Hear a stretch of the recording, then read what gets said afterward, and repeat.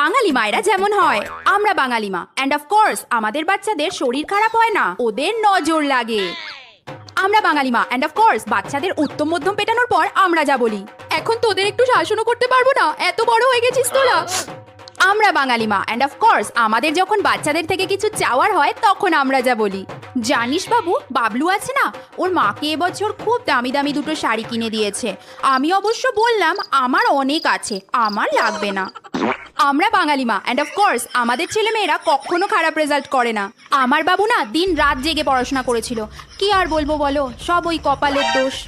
আমরা বাঙালি মা and of course আমাদের যখন বাচ্চাদের দিয়ে কিছু কাজ করানোর হয়, বাবু তুই আমার জন্য এটুকুও করতে পারবি না, সারা জীবন তো কিছুই পেলাম না।